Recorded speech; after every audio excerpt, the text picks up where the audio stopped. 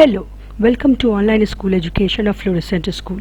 Last class में हम लोगों ने एटॉमिक नंबर और मास नंबर के बारे में जाना था। दो बिल्कुल नए टर्म्स सीखे थे। आज भी हम लोग दो नया टर्म्स आइसोटोप्स और आइसोबार्स पढ़ेंगे।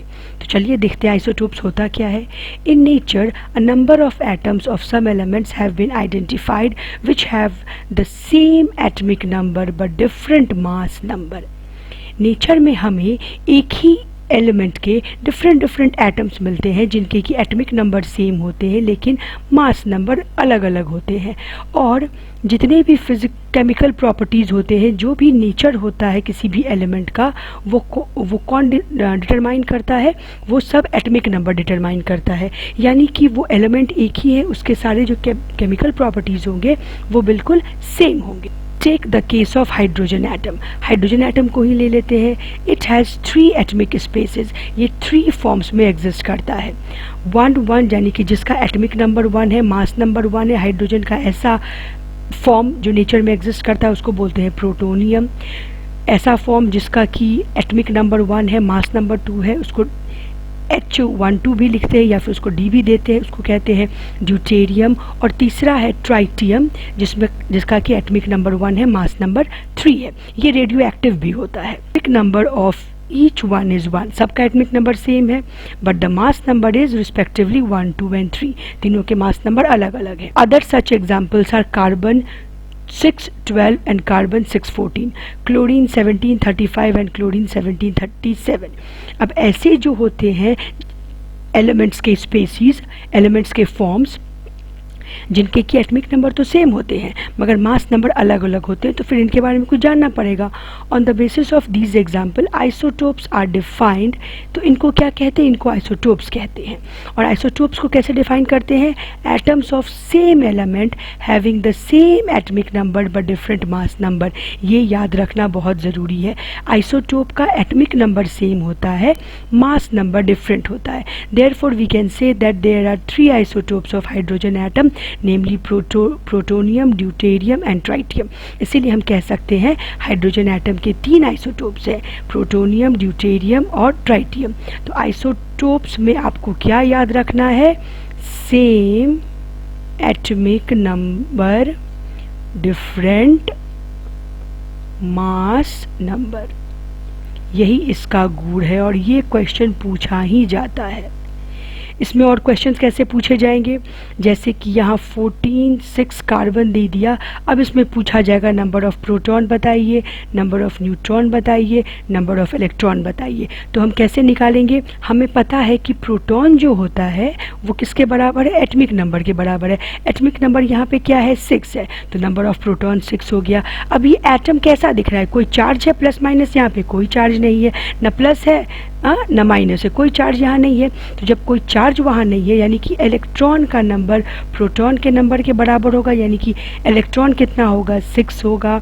अब यहाँ पे न्यूट्रॉन का नंबर निकालने के लिए पूछा गया है। तो हमें क्या पता है? पता है कि मास नंबर जिसको कि A से डिनोट करते हैं वो number of protons plus number of neutrons होता है। तो यहाँ से 14 हमारा दिया हुआ है, ऊपर जो लिखा रहता है वही हमारा क्या होता है? Mass number. Number of neutrons निकालना है। नंबर ऑफ प्रोटॉन्स हमें पता है 6, तो नंबर ऑफ न्यूट्रॉन्स निकाल सकते हैं। 14 - 6 = 8। इस तरह से हमारा नंबर ऑफ न्यूट्रॉन भी निकल गया, नंबर ऑफ इलेक्ट्रॉन भी निकल गया और नंबर ऑफ प्रोटॉन भी निकल गया। ऐसे क्वेश्चंस पूछे जाते हैं। तो ये आपको याद रखना होगा कि आइसोटोप क्या होते हैं? सेम एटॉमिक नंबर और डिफरेंट मास नंबर होता है। और कोई भी एलिमेंट एक्स ये हो सकता है जिसके नीचे में क्या रहता है? यहाँ पे एटॉमिक नंबर लिखा रहता है और यहाँ पे मास नंबर लिखा रहता है। ये भी आपको एकदम से ये फॉर्मूला भी आपको याद रख। Many element consist of a mixture of isotopes. बहुत एलिमेंट्स के पास मिक्सचर होते हैं। जैसे हाइड्रोजन में हम लोगों ने देखा 3 है, कार्बन में 2 है, क्लोरीन में भी 2 है। Each isotope of an element is a pure substance. हर एक आइसोटोप अपने आप में प्योर होता है। जैसे हाइड्रोजन 1 जिसको कि प्रोटोनियम कहते हैं, ये अकेला जो है ये बिल्कुल प्योर है। The chemical properties of isotopes are similar but their physical properties are different. Chemical properties similar का मतलब क्या होता है, जब भी ये किसी चीज़ से रिएक्शन करेंगे तो सेम प्रोडक्ट बनाएंगे। कैसे प्रोडक्ट बनाएंगे? Same product. सेम प्रोडक्ट का मतलब ऑक्साइड, हाइड्रोक्साइड, कार्बोनेट, इनका नेचर सेम होगा। और फिजिकल प्रॉपर्टीज डिफरेंट जो कहा जा रहा है, इसका मतलब क्या हुआ, इनके melting point, boiling point, freezing point, ये सब जो होते हैं इनको फिजिकल प्रॉपर्टीज़ कहते हैं। ये डिफरेंट होंगे। फिजिकल स्टेट सॉलिड में एग्जिस्ट कर रहे हैं, लिक्विड फॉर्म में है, गैशियस फॉर्म में है, ये सब आ जाता है फिजिकल प्रॉपर्टीज़ में।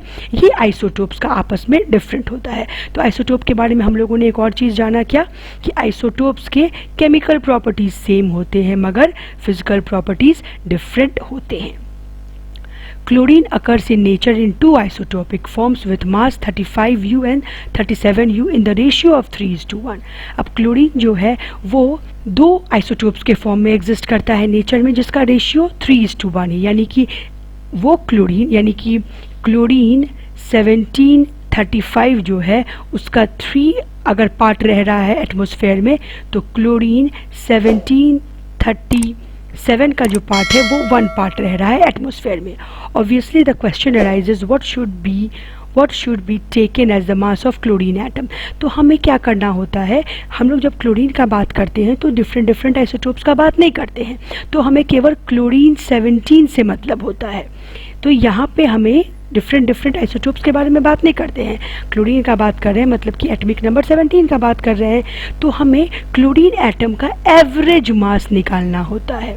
तो एवरेज मास कैसे निकालते हैं? एवरेज एटमिक मास, हमें यहाँ पे क्या निकालना है? एवरेज एटमिक मास निकालना है। तो एवरेज एटमिक मास निकालने के लिए ये जो इस फॉर्म में लिखा है, हम इस फॉर्म में नहीं लिख के दूसरे फॉर्म में भी लिख सकते हैं। कैसे लिख सकते हैं? दोनों का हमको क्या लेना पड़ेगा? मास नंबर लेना पड़ेगा। तो 35 जिसका मास नंबर है उसका प्रपोर्शन कितना है, रेशियो कितना है? 3 अपॉन टोटल नंबर जो है वो लिखेंगे, प्लस जो 37 है उसका कितना है? उसका 1 है, अपॉन टोटल जितना होता है वो लिखते हैं। ऐसे लिखा जाता है। अब इस दोनों को मल्टीप्लाई कीजिए, तो मल्टीप्लाई करके क्या आएगा? 5 कैरिड ओवर 1, ठीक है, अपॉन 4 प्लस इसको 37 अपॉन 4। अब दोनों का एलसीएम 4 है, दोनों को ऐड करेंगे तो 142 अपॉन 4 आएगा और इसको सॉल्व करेंगे तो 35.5 आएगा।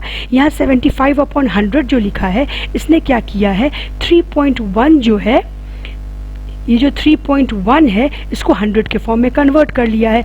अगर हम लोग पूरे को 100 मानेंगे तो 3:1 रेशियो में क्या हो जाएगा? एक का पार्ट 75 जाएगा, एक का पार्ट 25 जाएगा।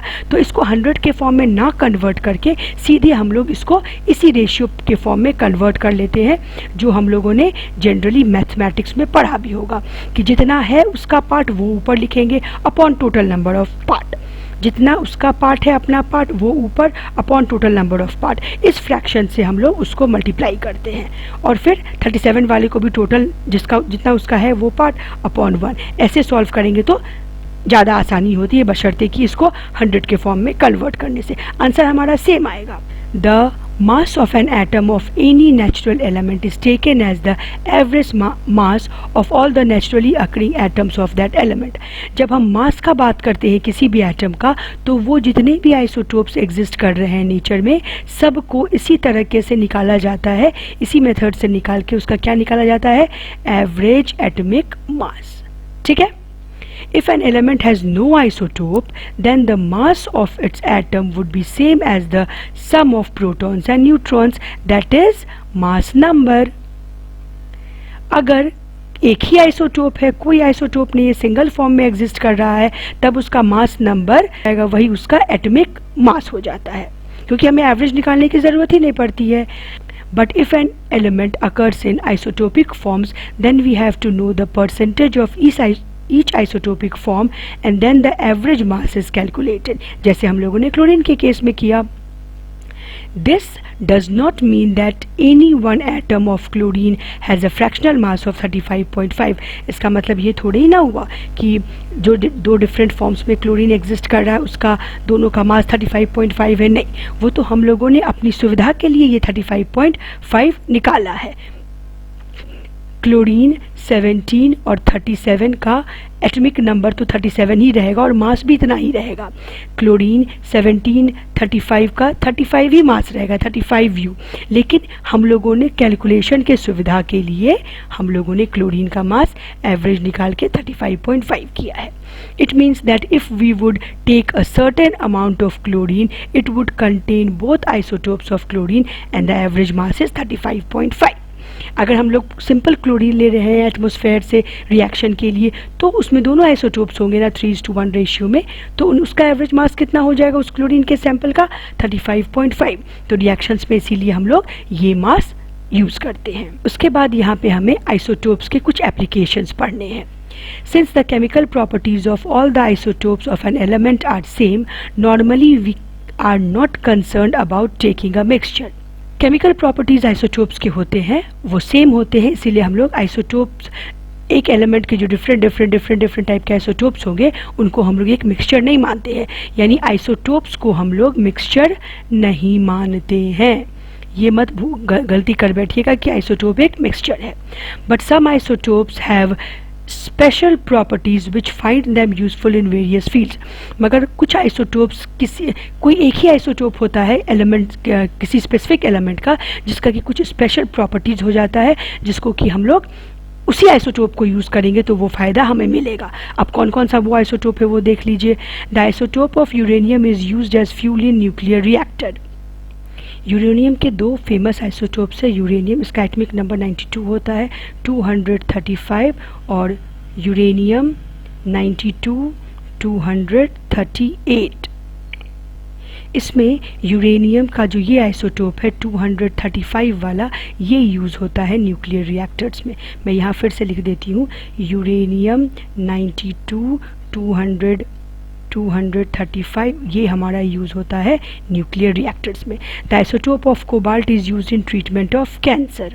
कोबाल्ट 27 इसका एटॉमिक नंबर होता है और ये 60, यानी कि ये 60 वाला स्पीसीज जो कोबाल्ट का होता है उसको हम लोग कैंसर के ट्रीटमेंट में यूज़ करते हैं। अगला हमारा आइसोटोप है आयोडीन का जिसका गोइटर में, गोइटर बीमारी आप जानते हैं क्यों होती है, जो डेफिशिएंसी ऑफ आयोडीन जिसमें थायराइड ग्लैंड बड़ा हो जाता है।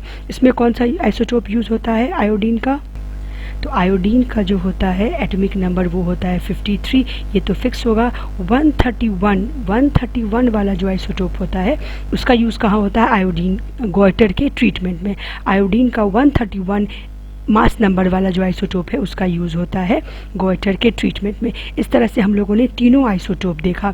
यूरेनियम 235 तो हम लोग उसको बोलते हैं यूरेनियम 235 का यूज़ होता है न्यूक्लियर रिएक्टर में। कोबाल्ट 60 का यूज़ होता है ट्रीटमेंट ऑफ कैंसर में और आयोडीन 131 का यूज़ होता है ट्रीटमेंट ऑफ गोइटर में। तो हम लोग इसको कैसे बोलते हैं यूरेनियम 235, कोबाल्ट 60 और आयोडीन 131। आज के लिए इतना ही। अगले क्लास में हम लोग आइसोबार्स के बारे में देखेंगे। वीडियो अच्छा लगा हो तो वीडियो को लाइक और शेयर ज़रूर से करें और इसे अपने स्टडी ग्रुप व्हाट्सएप ग्रुप में ज़रूर से शेयर करें ताकि और बच्चों को भी बेनिफिट मिल सके। चैनल को सब्सक्राइब ना किया हो तो चैनल को सब्सक्राइब कर लें। आगे हम लोग आइसोबार्स अगले क्लास में पढ़ेंगे। Bye students.